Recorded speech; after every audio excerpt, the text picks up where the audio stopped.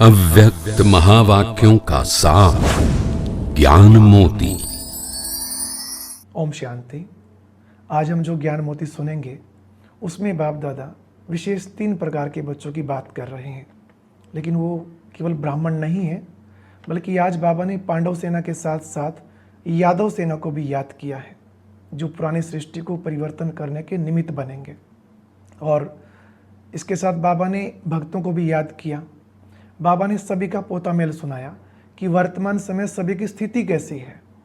जैसे सबसे पहले भक्तों का सुनाया तो बाबा ने कहा कि 75% भक्त ऐसे हैं जो केवल नाम मान और शान के लिए भक्ति कर रहे हैं, तो उनका जो खाता है वो लगभग समाप्त होने ही वाला है। उनका जमा कुछ नहीं है। रह गए 25% भक्त, वो अपनी श्रद्धा प्रमाण भक्ति कर रहे हैं और उनको उनका फल साथ साथ मिल भी रहा है। बाबा ने कहा जैसे संगम पर तुम ब्राह्मण बच्चों को अभी अभी किया और अभी अभी उसका फल भी प्राप्त हुआ, ऐसे ही भक्तों को भी भक्ति की और तुरंत बाबा उनको फल दे रहे हैं, क्योंकि आधा कल्प फिर भक्ति नहीं चलनी।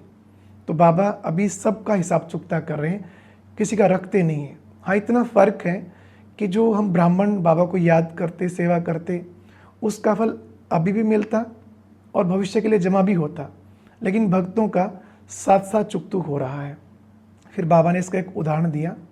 हम सब देखते हैं कि जैसे बारिश का मौसम होता है तो उसमें कुछ चींटियाँ होती हैं जिनको पंख लग जाते हैं। बाबा ने कहा देखो, एक ही दिन उनको उड़ने का चांस मिलता है, पंख मिले, खुशी में उड़े और उसी सीजन में उनका अंत भी हो जाता है। कितनी छोटी लाइफ, कितनी थोड़ी खुशी। तो ये है भक्तों की स्थिति।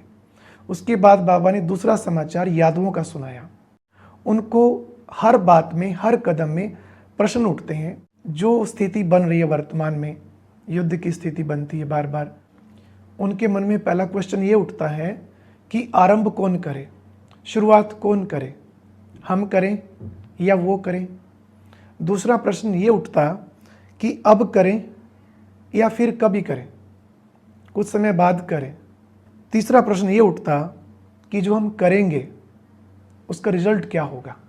ऐसे एक के बाद एक जब ये तीनों प्रश्न उठते हैं तो वह रुक जाते हैं। बाबा ने कहा उन्होंने इंतजाम पूरा कर रखा है, वो इंतजार कर रहे हैं। किसका इंतजार कर रहे हैं? प्रेरणा कोई दे। वो है प्रेरणा लेने वाले और ब्राह्मण है प्रेरणा देने वाले। तो बाबा ने पूछा कि आप ब्राह्मणों का भी सुनाएं या आप अपना चार्ट जानते हो। बाबा ने कहा प्रेरणा लेने वाले तैयार बैठे हैं, लेकिन प्रेरणा देने वाले इंतजार कर रहे हैं। फिर बाबा ने ब्राह्मणों का पोता मेल सुनाया।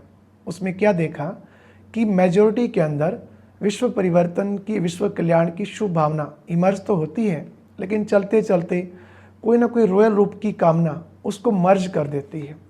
जैसे कोई पका हुआ फल होता है, उसको कोई पक्षी खाकर ख़त्म कर देता है, ऐसे ही शुभ भावना के फल को कामना रूपी पक्षी खाकर ख़त्म कर देता है। तो बाबा ने कहा ध्यान रखो, कोई भी कामना आप ब्राह्मणों के अंदर नहीं होनी चाहिए। आपके लिए तो गायन है ना, इच्छा मात्रम अविद्या। इसलिए आप ब्राह्मण अब पुरुषार्थ का रूप ज्वाला स्वरूप बनाओ। याद रखो, आप ब्राह्मणों का ज्वाला रूप ही विनाश ज्वाला को प्रज्वलित करेगा।